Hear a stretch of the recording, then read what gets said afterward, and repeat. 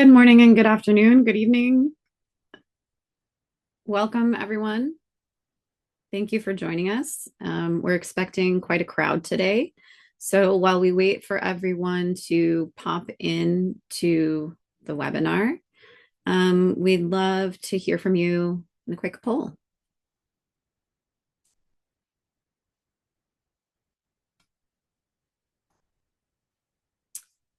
The question is, what is the biggest barrier to textile recycling? Just go ahead and see where that takes us while we wait for everyone to get in the room.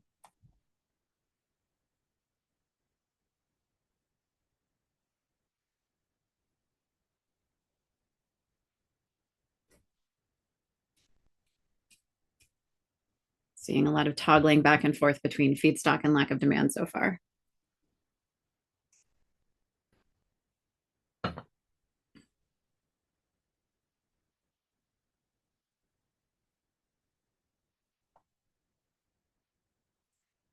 For those of you who just entered the room, we're just having a quick poll, quick opinion poll while folks enter the room.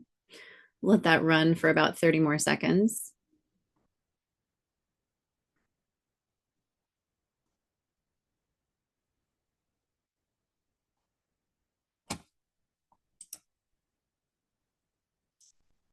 So far, a lot of convergence around feedstock and lack of demand, which I guess is no surprise.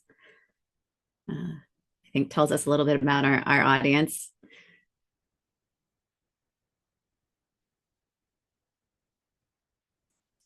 Great.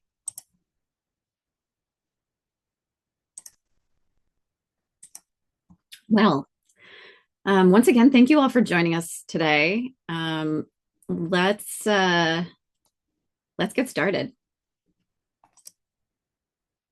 By way of context, today's session explores a life cycle assessment of 3 recycling pathways: mechanical cotton, thermomechanical polyester, and chemical polyester. It looks at impacts like climate, water, and resource use. During our session today, first, I'll explain a little bit about the textile-to-textile recycling programs that these LCAs are based on. And then I'll pass the baton to Green Story's Akhil Sivanandan to discuss the study's results.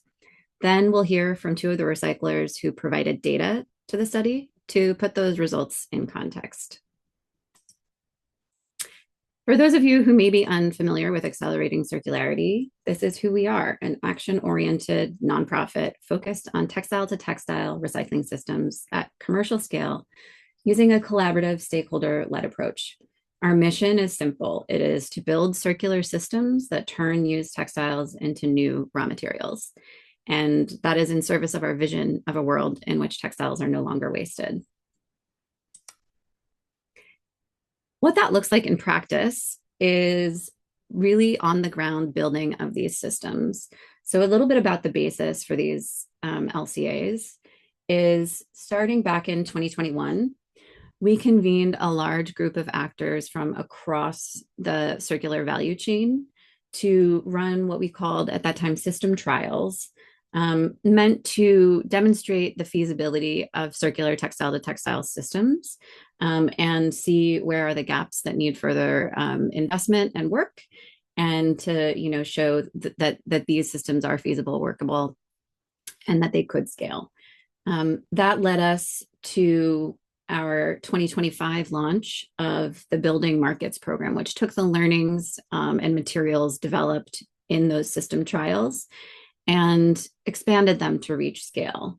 The goals of that were to really advance circular textile systems and to continue creating those systems and supply chains that have the potential to scale, be economically viable, and really drive impact.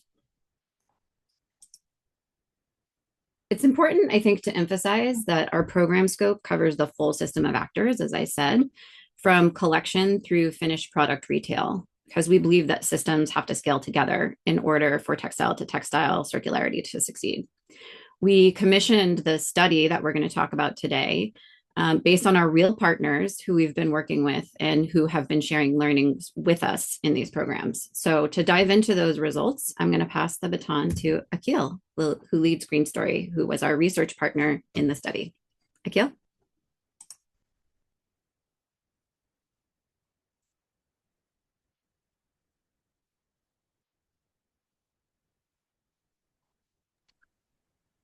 I think I'm back. Can you Yes, hear me? All we right. can now.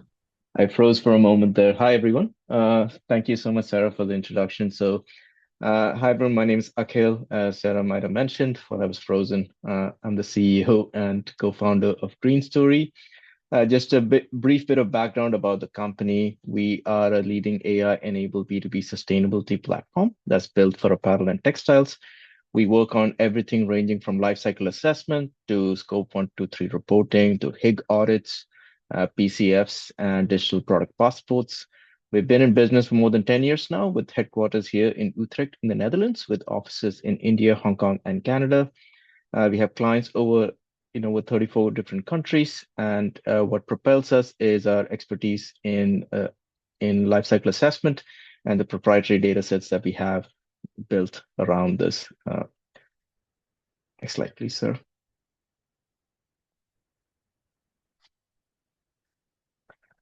So I'll start a little bit with an overview of lifecycle assessment. Also talk a little bit about some of the other points that you might have seen floating around the internet from the alphabet soup.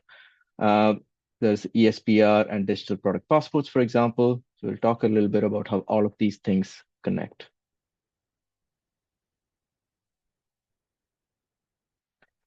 So, lifecycle assessment, very broadly, is seen as a multi-purpose toolkit, and there is a regulatory requirement that's built around this. But of course, there are many other ways you can utilize it.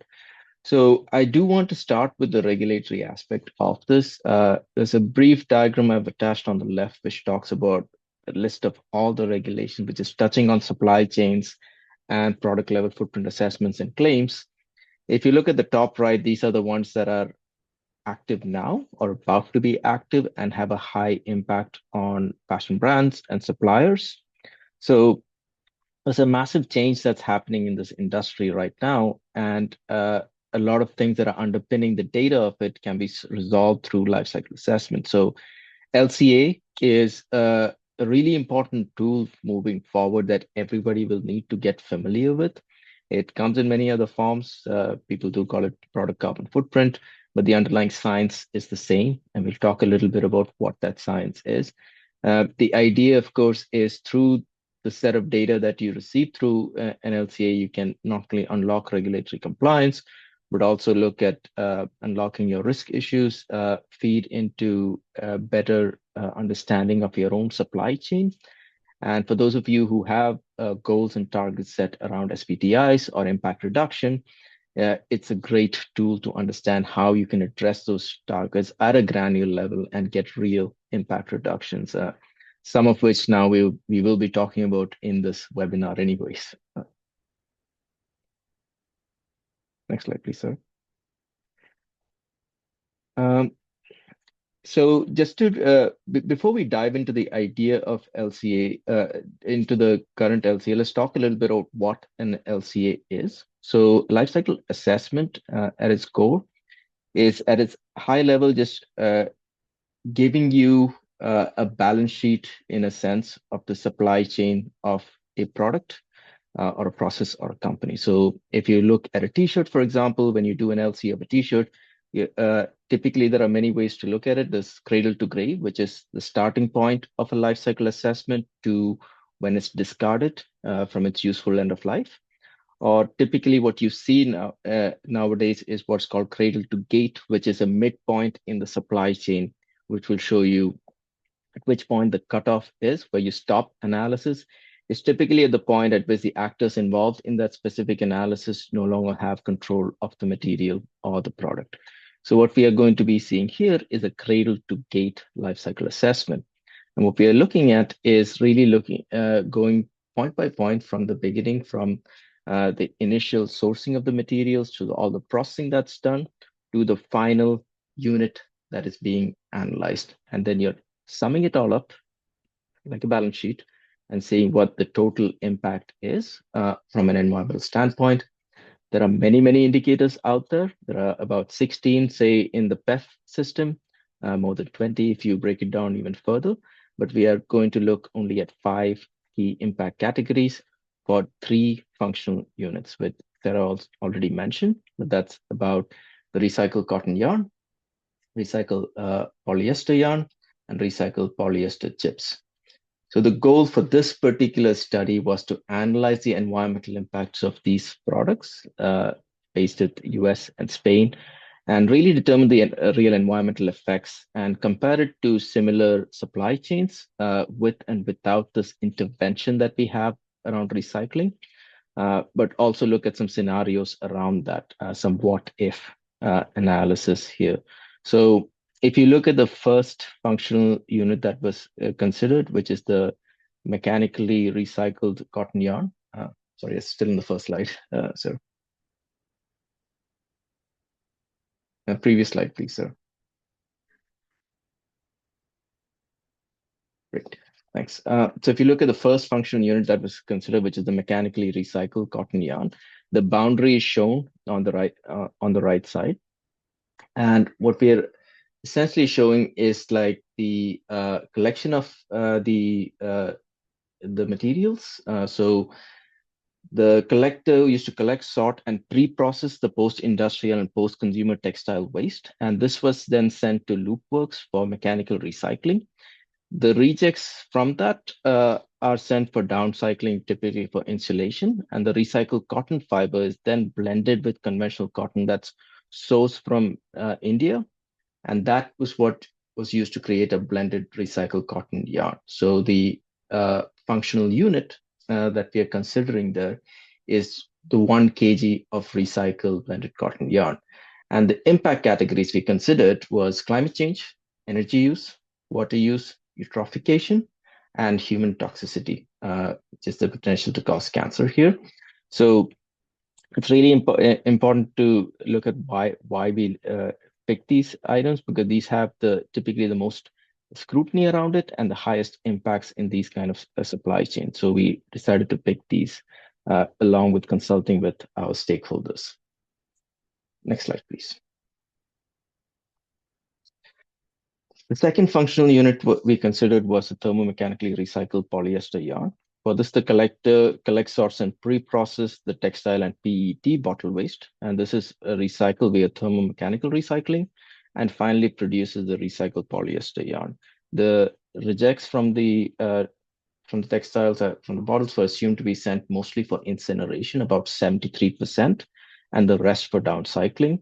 The PET bottle waste we assume mostly goes to landfills if there are any rejects. And the PET flakes then were sent to melt, spinning to produce recycled polyester fibers, and then blended with the thermomechanically recycled polyester fiber to produce the pure polyester yarn. And that's the kind of system boundary that we have considered here. And finally, for the third functional unit, which was the chips, so not a yarn, we looked at chemically recycled polyester chips, which were collected, pre-processed, and then sent to Green, who's also on the call with us, for chemical recycling in Spain. The rejects from were again sent mostly to incineration and some to downcycling. So we assume 73% went to incineration.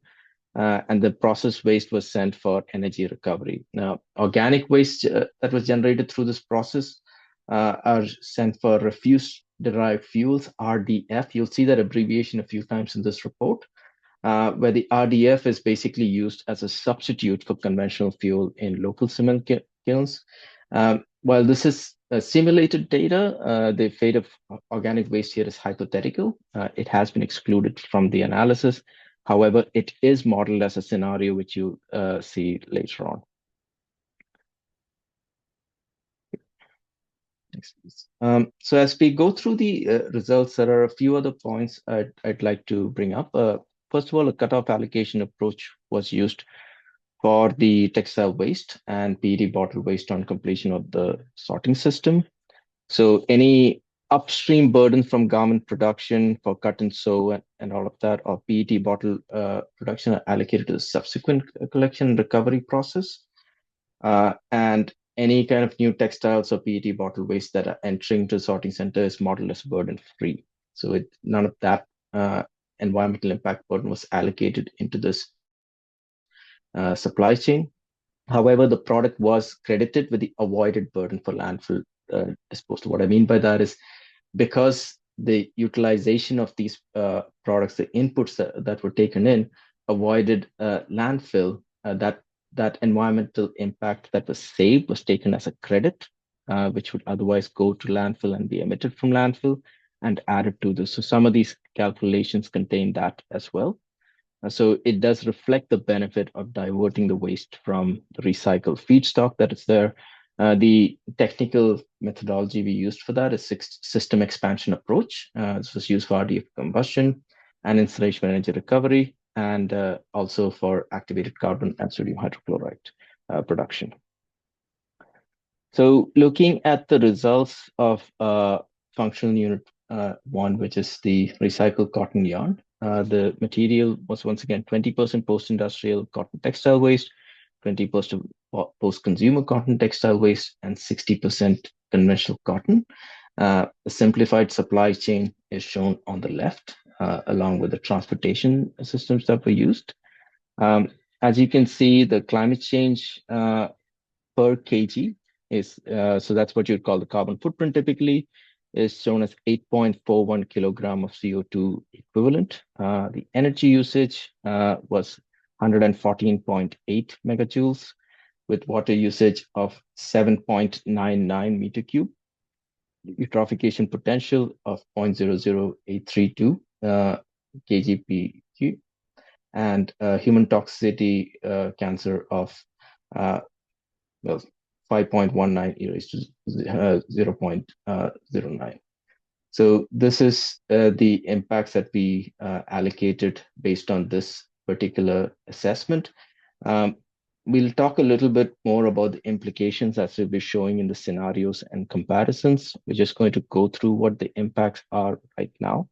And towards the end of the presentation, we will look at how this changes through the various scenarios that have been allocated and how it compares against conventional impacts as well. Next slide, please. For recycled polyester yarn, once again, on the left side, you see the high-level supply chain with the collection of post-consumer waste from North Carolina, moving all the way through the yarn production. Same thing in the PET bottled waste from North Carolina with production over there. So 50% post-consumer polyester textile waste and 50% post-consumer PET bottled waste. Climate change impacts from this was 8.57 with energy usage of 112.05 megajoules, water usage of 1.45 meter cube. As you can see, because cotton has been excluded from this, the water usage has dropped quite significantly. Eutrophication is quite a bit higher at 0.002 and human toxicity is 1.14. Next slide, please. Thanks. And for the recycled polyester chips, this is most of the collection, sorting, and pre-treatment was in North Carolina with the final chemical recycling in Spain. So this was purely 100% post-consumer polyester textile waste with climate change of carbon footprint basically of 9.27, energy use of 81.13, water use of 0.99, eutrophication of 7.64, and human toxicity of -5 e raised to -11. So this kind of leads us to the comparatives where we're going to talk about how each of these compares against a conventional material. What we basically did for this was a fiber replacement system where we substituted the recycled for virgin fibers in all these scenarios, and that's what we will go through. So supply chain 1 here is the mechanically recycled polyester yarn, supply chain 2, the recycled polyester, supply chain 3, the recycled polyester chips.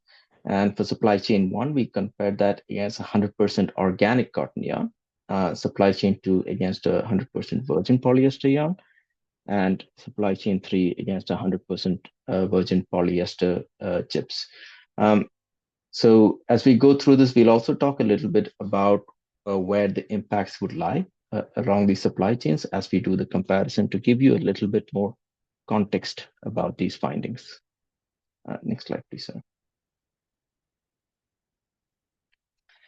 And we also go through the scenarios. So this is where we test some of the assumptions and see what the changes could be within the supply chain. The first scenario that we talked about was the fiber replacement again, where we replaced the conventional cotton instead of 60% conventional cotton with organic cotton, the rest being the full recycled polyester.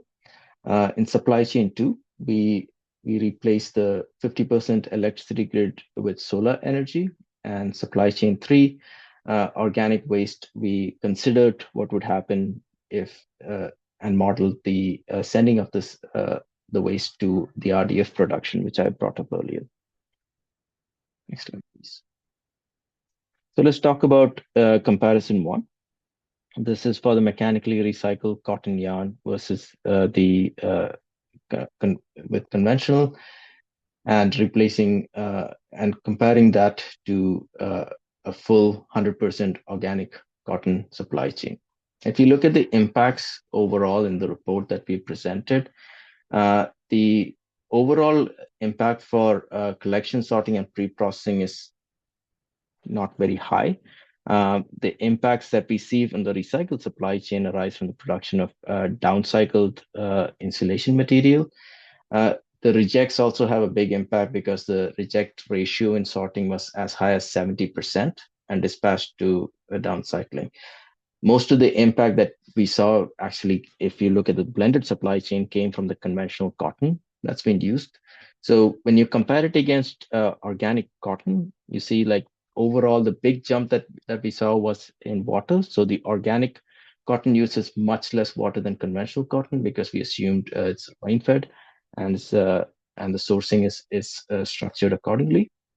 There's also a huge a much higher impact in energy usage, in CO2e, eutrophication, and human toxicity when you replace it with organic cotton. This is mainly because of much lower impact that recycled materials have. So 20% post-industrial cotton textile waste, 20% post-industrial, post-consumer cotton textile waste.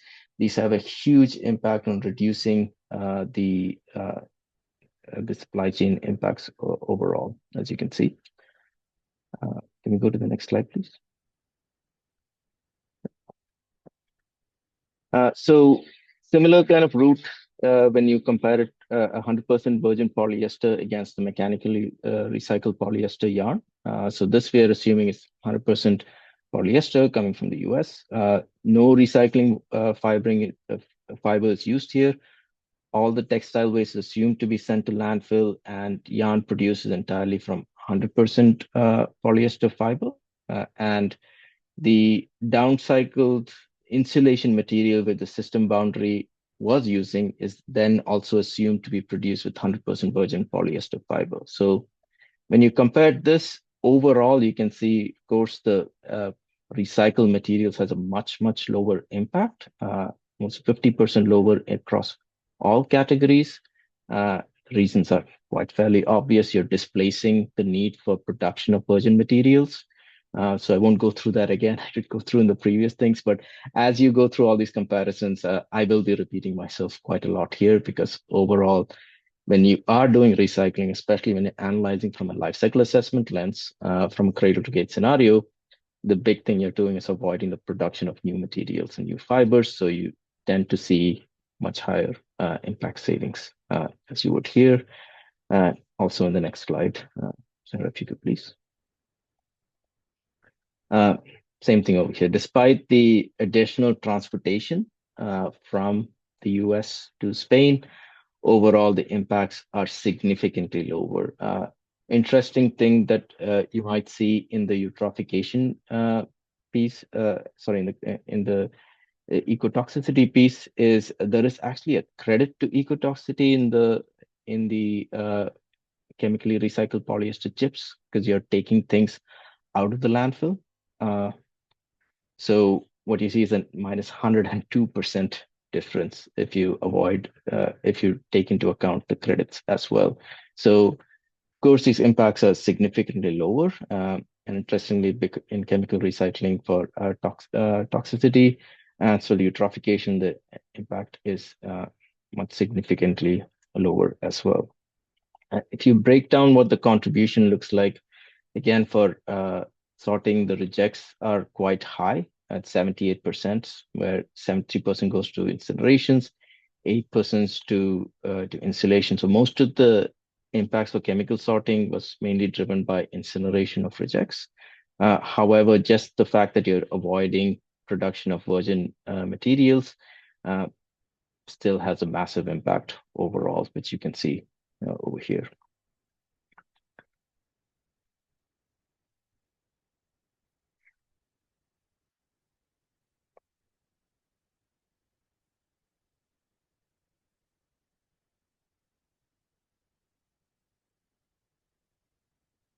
So yeah, so some of the scenarios that we have built here is the replacement of conventional cotton with organic cotton here. So as you can see, overall the impact is significantly higher when you replace the conventional cotton with organic cotton. Uh, if anyone's confused between why the numbers here are negative, is because we're showing what the difference is of the organic cotton minus the conventional cotton. So the impacts are higher when you're replacing with conventional cotton. So if you switch in organic cotton, the environmental impact reduces by 17%, energy by 8%, water by 67%, and so on. And that was the same that was done in previous slides as well. In the functional unit 2, which was on recycled polyester, if you replace the 50% grid electricity with solar, again, we see the drop from that last stage in carbon footprint that's coming up. However, overall, this is slightly higher or almost negligibly so increase in water footprint.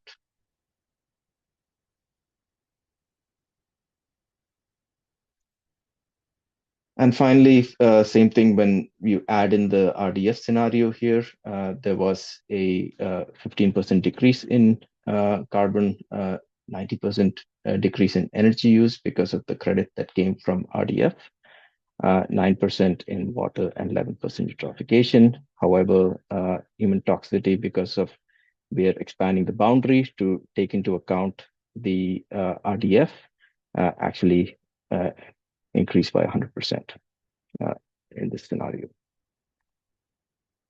So if we look at the scenarios that we had in terms of the key findings on comparison, directly substituting recycled for virgin fiber obviously reduces the impacts quite a lot.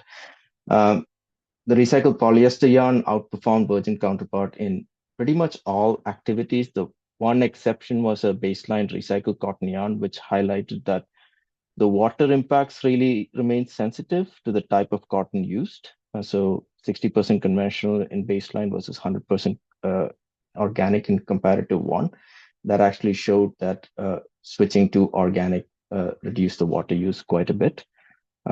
Then in terms of avoided landfill impacts, diverting PET bottles and textile waste from landfills prevented the emissions and pollution associated with waste disposal. Again, that was a significant contributor to the benefit of the recycle system. And overall, even the displacement of virgin inputs in downcycle materials such as insulation contributed to this. So the key learnings, if we kind of summate all of this, is really that the baseline scenario still offered a significant improvement over the conventional scenarios. These were the three that we tested against. The recycled cotton yarn, and just to state the obvious, is one of the main contributors to the environmental benefit. Just increasing the mix even a little bit seems to have outsized impacts. So, going from 40% to 50% has a huge impact overall on the environmental footprint of the yarn itself. And Another minor change or low-hanging fruit could be just process efficiency in recycle operations, especially reducing the percentage of rejects, and this could significantly reduce environmental impacts as well. Uh, so really simply, we've put some numbers here on what this looks like. So substituting organic cotton in the recycled cotton yarn supply chain reduces water use by 67%. Recycled polyester yarn supply chain, when you switch to even 50% solar PV, there's a 13% climate change reduction. And in the recycled polyester chip supply chain, there's a 9% climate change reduction and 94% resource use reduction when the waste was assumed to actually go to the RDF. So those were the key kind of takeaways that we had from this.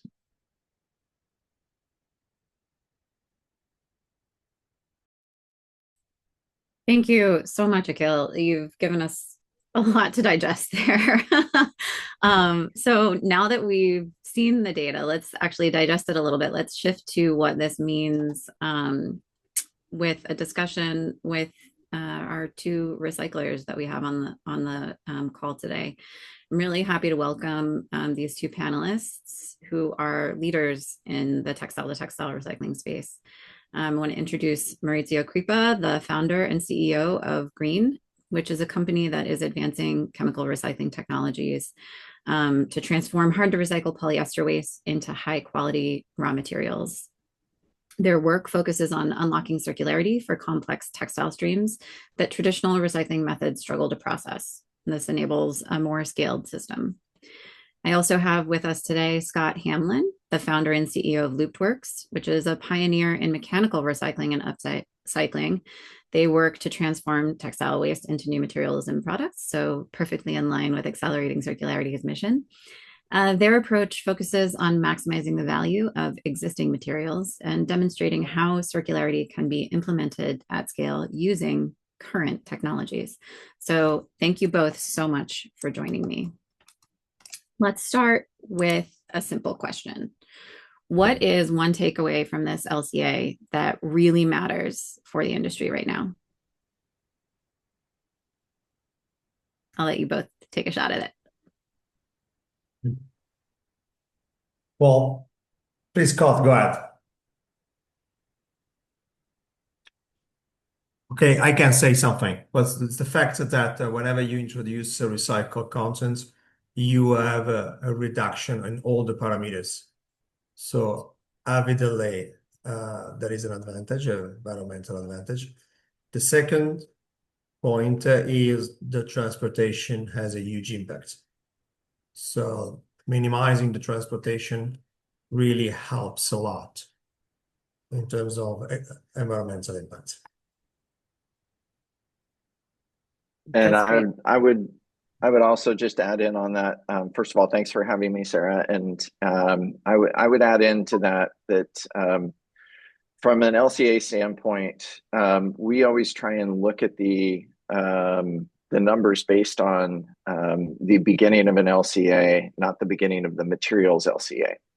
So, for example, on the water side of things, the traditional cotton, yes, uses more water than organic cotton, but our process is water free, doesn't use any water. So the beginning of our life cycle analysis when we do it is looking at the material itself when it comes into our building and then moving it forward through a recycling process. So I think that what Maurizio is saying is exactly right, that you see an indices all the way through, or indices across the board of a reduction when you're not introducing a new material. That's been proven time and time again, I think, throughout our industry.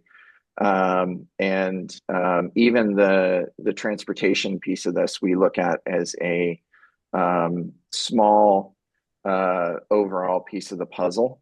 While we don't want to be moving materials around a lot, we found that moving some materials around to keep within the supply chain is still a reduction in overall carbon emissions and water use than creating new materials and moving those new materials through the same process. Thanks for that, Scott. And actually, to follow up on that for our audience members who may be not so familiar with how recycled cotton works, in this study, the recycled cotton is blended with first gen cotton. Why do we take that approach, and how should people think about blending recycled materials? Yeah, so I think if you look at mechanical recycling, it's come originally from almost 100 years of practice in the process of shredding things as quickly as possible without really an attempt to open the fibers back up. I would want to clarify the difference between what we do in a standard mechanical recycling. We do what's called an elongated mechanical recycling, where we've changed the process to protect the length and strength and quality of the fibers themselves when they go through a recycling process. So we're really trying to take care of the quality of the fiber as it goes through a process. That enables you to blend a higher amount of those materials in with a virgin, but almost always in a mechanical process, you're going to need some sort of virgin fiber to attach those recycled fibers to. And so that becomes an important piece of the puzzle. Obviously, we would love for all of that to be organic, and we'd love all the cotton that's being used to be organic.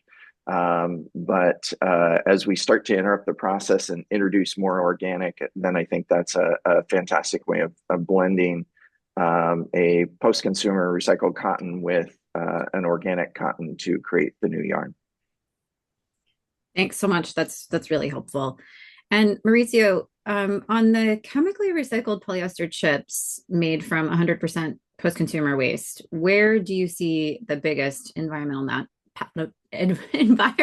advantages of that pathway versus other potential feedstocks or conventional materials?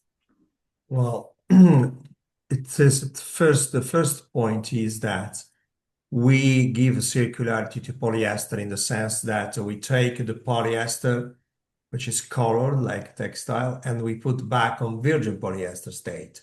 So you go back at the beginning. And on doing this point, we have an enormous advantage of keeping the carbon on the ground in the sense that we avoid incineration or landfill. So we have to remember that the polyester is produced from fossil-based materials. So evidently, in the moment we do not burn as an end of life this material, we avoid net CO2 introduction into the atmosphere. And moreover, as Akhil demonstrated, we have also reduced of cancer parameters minus 80 to 102%, because the landfill is harmful. So this is the main advantage of chemical recycling. And it is evident that we keep continuous this loop positive, so we continue to reutilize the same carbon. So this is the main advantage. Thank you. So let's bring the audience in again. And while they're answering this quick poll, I would like you both to maybe give us an insight around, if you are a sourcing decision maker looking at this data, what do you think you should do differently tomorrow based on looking at this study? What should decision makers sourcing fiber take away from this?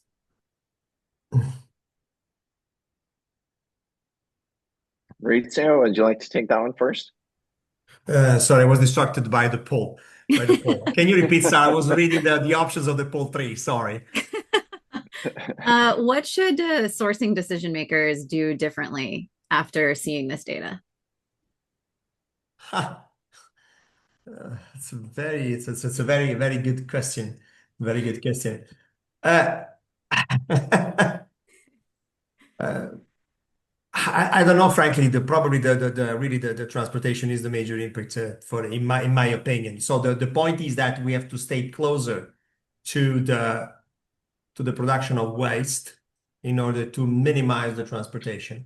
Later on, the question mark is where we produce the new textile. So we have to transport the polymer at the end.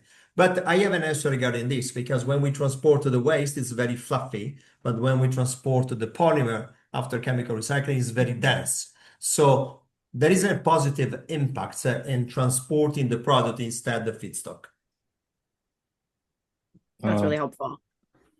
And we- I think if I were to look at this, I would want to first start by looking at two pieces of the puzzle. So, the mechanical and the chemical on this are really addressing almost different needs in the marketplace. So, chemical recycling has typically been applied to synthetic fibers, so your polyesters and your nylons, and are most effective really in a monofilament scenario.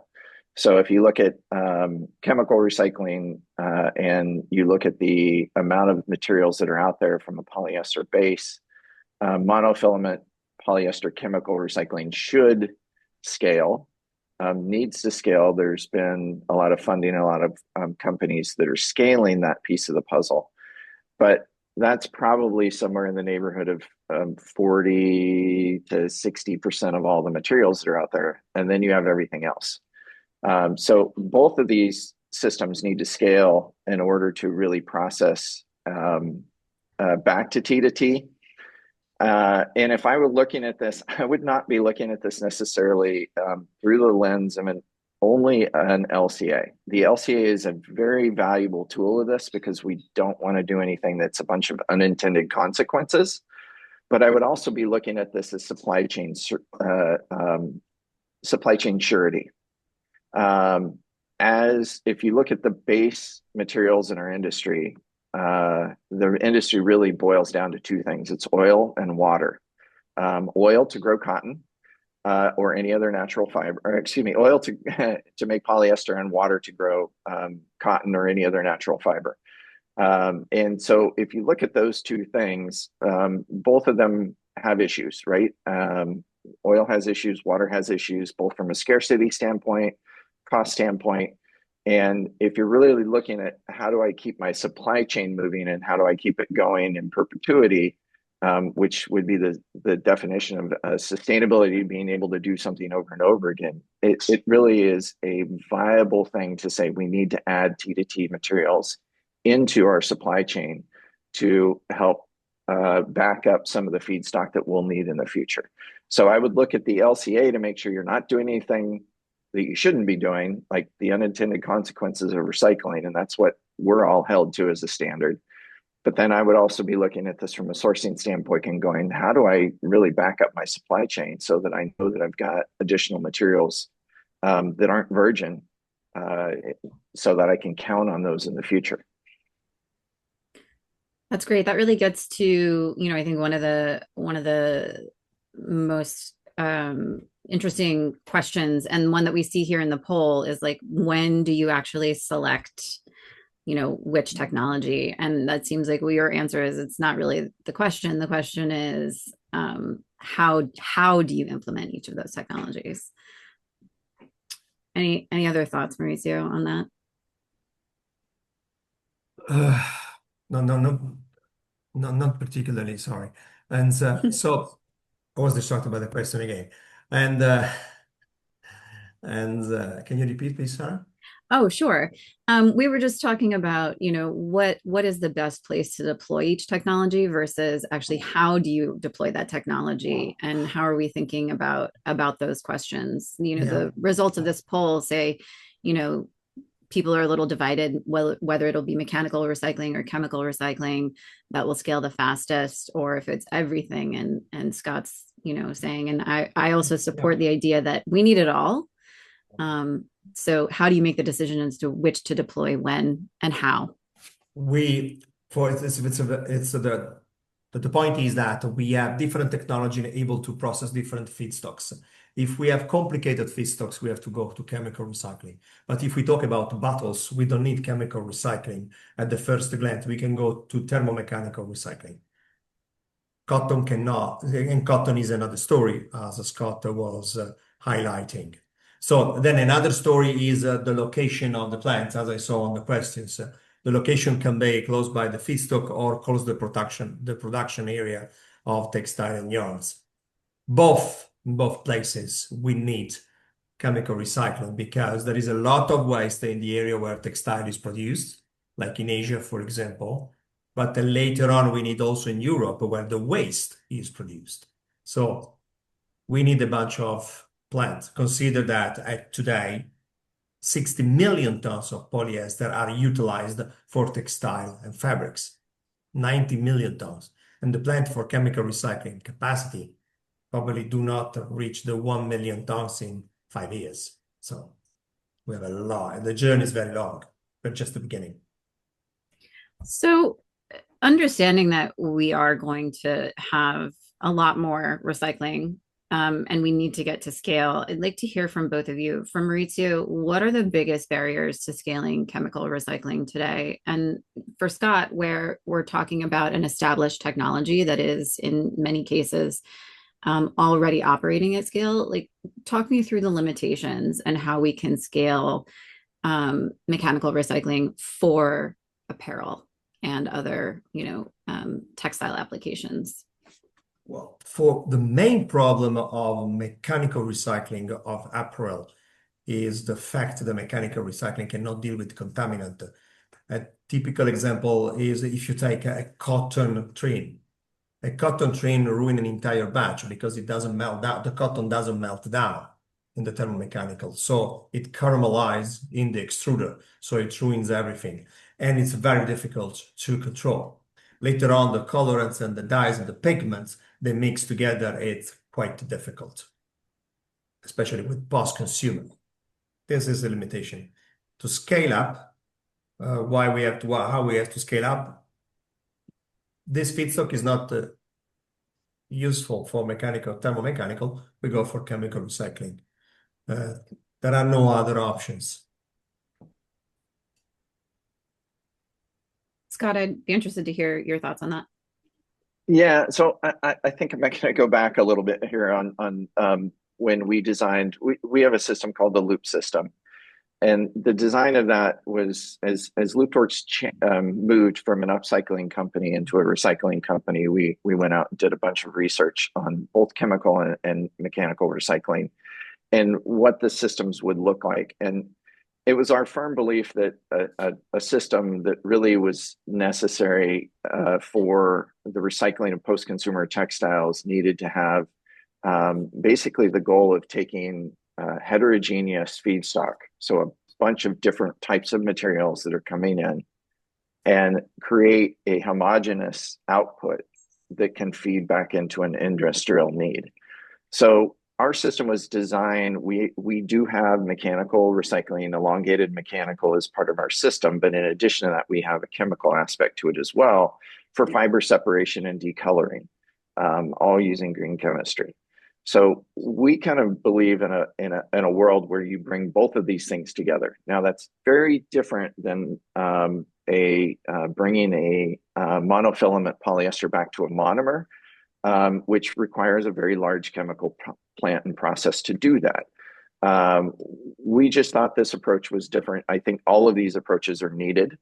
All of them will need to scale. For us, we look at it as we can handle many different types of materials under one roof. And that was important for us because 98% of the materials that come into the United States come in from overseas. So that's the overseas manufacturing, but the waste is here, as Maurizio said. It's here in the United States. It's here there in Europe as well. And that is what we're really trying to solve for is bringing that post-consumer waste that is clogging landfills and being shipped all over the world, bring it back into a system that could be then easily transported back to the supply chain hubs. So for us, if I look at that and say, hey, how do you scale all of these things together? We absolutely need support from industry. We absolutely need support from funding across all platforms to be able to do this. But then we really need to look at the work that you guys are doing, that Akhil's doing as well, to make sure that we're not going outside the guardrails and doing something that is less beneficial to the planet than the creation of the virgin materials at the same time. Yeah, thanks. And I think what you're getting at and where this conversation has been going the whole time is that it's really about systems. So let's zoom out now to the system level. I'd like to launch another quick poll for the audience that asks where we should prioritize investment in the system. And while they're responding to that, to both you, Maurizio, and Scott, you know, again, we know that we need the entire system. We need collection, we need sorting, we need pre-processing. What is the biggest constraint today to scaling the entire system? Is it the technology? Is it the feedstocks? Is it other kinds of infrastructure? Love to hear your thoughts. Yeah, in my opinion, I think that it is a system-based issue. If you have a first look at the mechanical side of things, and the things that are missing is sortation needs to be done at scale. And if you look at mechanical, the way it's been done in the past, it's scaled, but it's scaled for downcycling. So it's not really good for spinning. And so there's still burgeoning technology that needs to be expanded there to modify mechanical to get it into a better quality fiber with new technologies like the ones we're using. I'll stop there. Looks like we have a poll. Yeah, Please continue, both of you. I think just taking, I don't want to influence our poll number 4, but it is collection and sorting related to recycling. So there is no, if you think about the investment on collection and sorting, for doing what? Going for incineration or evidently for recycling. So the entire value chain has to be invested. Collection, sorting, and recycling. Later on, when the material is available, there is a market. At the beginning, it can be a niche market because maybe the price is a little bit higher. But when you scale up all the value chain, the prices goes to be aligned. But personally, the design for recycling, I don't consider this as a main point for one reason. What I have to recycle is something that is in the closet for 10 years now. So, and for many years, I have to deal with this material.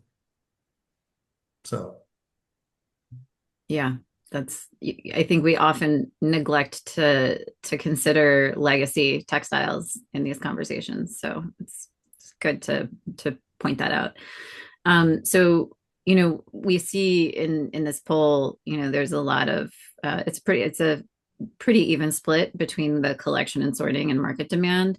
So, I think you both really touched on the feedstocks. How much, Scott, does the feedstock quality and sorting, you said that your system is designed to be able to take, a more diverse, heterogeneous range of materials, but how much does the feedstock quality and sorting limit what you can actually recycle?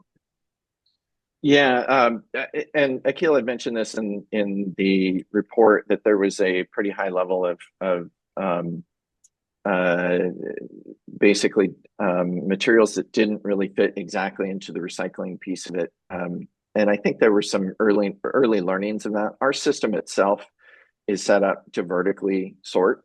So we have really specific sorting and deconstruction requirements around that. And as we do that, we find that we don't have nearly the fallout that we would have if it comes from an outside collector and sorter. And the reason that we did it vertically is for 2 reasons. There's a cost structure that adds in more cost if you have a location somewhere that is collecting and sorting, and then it's coming to another location that has a different requirement around sortation. You have to sort twice, or you have to ship it twice. And so each time that you add those touches, you're adding cost to what happens on the output of the feedstock itself. And Looptworks has prided itself on selling all of our fiber on par with what virgin material costs are. That's what we do.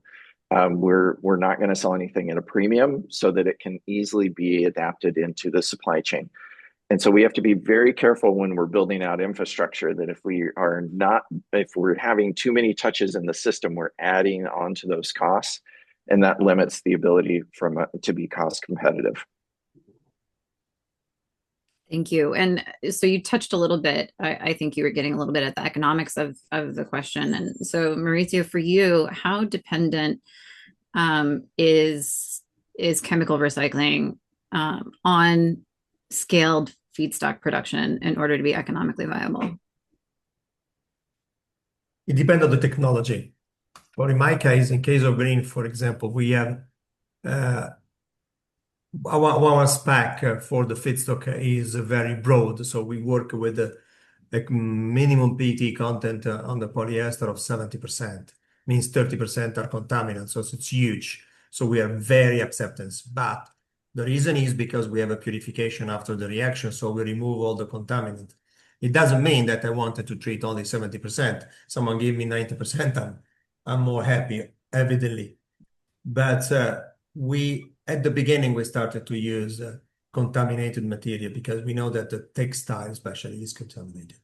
So the selection cannot be too fine, otherwise it becomes too expensive. So a rough sorting with a NIR, like in the bottle industry, is more than enough for our process, for green process. Because that makes a lot of sense. And I guess, we're might be mindful of time. Maybe we should begin to wrap things up. So to close, let's get really practical. What should I'll let you pick which constituent group you wanna speak to. What should brands or policymakers or investors do today to better support textile-to-textile recycling?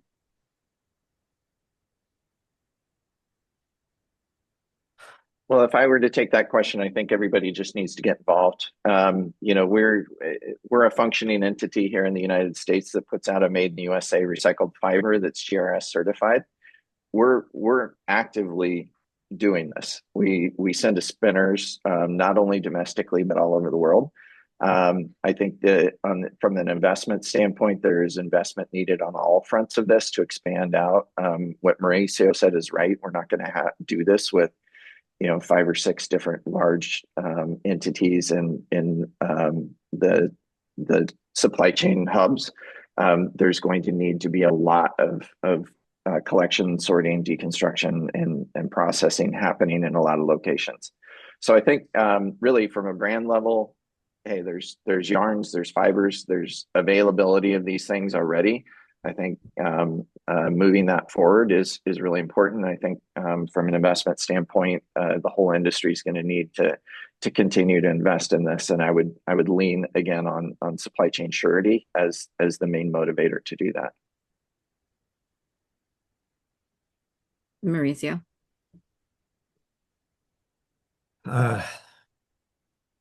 Probably continue to promote the use of recycled material is very important, because in the moment where we have a demand on recycled material, then we have the reason to do it. So at the EU level, European level, for example, there is a legislation. We had a lot of discussion on the introduction of recycled content of polyester into material, because this can be a driver. I am perfectly aware of the fact that, for example, in Europe, recently in the last year, we lost some capacity of recycling bottles because there was no protection of European. It was one of the questions there was no protection of the European industry, because we are not to forget that the recycling is a service to the society. For me, it's clear: or we recycle or we go for burning. It's a decision we have to take.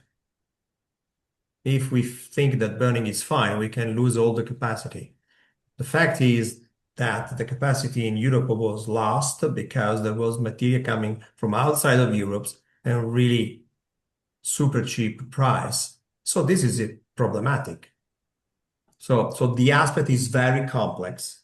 And we have to take the entire problem around and think about around the problem, not just to pick up some aspects like the silver bullet that solve every problem. It doesn't work like that. Right. My colleague Petra always says the answer is it depends. Well, thank you so much to you both for joining us today. I certainly learned a lot, and I was the sponsor of this project, so thank you very, very much for joining us. And thank you, Akhil, for your work and your team's work on this. We're really appreciative, and I think it's a really good contribution to the literature. And thank you to the audience for your time today. We know that you're a critical part of the system as you take this and integrate it into your own work. So thank you all once again, and we'll see you next time. See you. Thank you. Bye-bye. Bye. Bye, everyone.